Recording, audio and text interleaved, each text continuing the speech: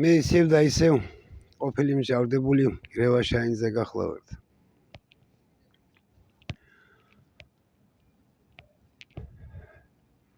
მე შევეცდები რომ ქართული ოცნების მთავრობის ხარდამჭერებს ნაწილობრივ მივაწოდო ინფორმაცია და მივამართო თხოვნით. რომ ამ უკეთესი მთავრობის ამა თუ იმ უწყების აღალჩინოსნებს დაუსვან შეკითხვები. რომ მიიღონ მათგან დადებითი პასუხი ეს წარმოუდგენელია. რადგან დადებითი პასუხის გაცემა არც ერთ მათგანს არ შეუძლია. როგორც პროკურატურას, ასევე სასამართლოს, ასევე იუსტიციის უმაღლეს საბჭოს, ასევე უზენაეს სასამართლოს, ქვემო ქართლის სასამართლოს, ქალაქ თბილისის სააპელაციო სასამართლოს, ქალაქ თბილისის საქალაქო სასამართლოს, ქალაქ ქუთაისის საქალაქო სასამართლოს და რა ვიცი, რამდენი ერთი ჩამოგითვალოთ ხალხო.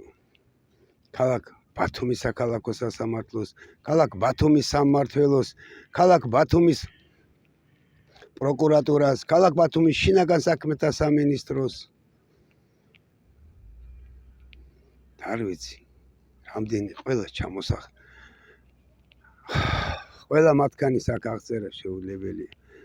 კიდევ ერთხელ ვადასტურებ, რომ არ არსებობს არც ერთი უწყება, სამთავრობო და სახელმწიფო უწყება და დაწესებულება, რომელსაც ჩემს მიმართ დანაშაული არ აქვს ჩადენილი. შეეკითხეთ ბიზინა ივანიშვილის და მის ბანდას, ციხის ჯალათებს, ქალაქ ბათუმის სამმართველოს ჯალათებს, თუ რის გამო გაიტაცეთ რევა შაინზე 12 წლის მანძილზე 15 ჯერ. რის გამო, რა დანაშაული ჩაედინა? რევა შაინზე აგრესიული იყო, ვიღაცას თავს დაესხა, ვიღაცა გაძარცვა, ვიღაცა შეურაცხყოფა მიაყენა თუ რა.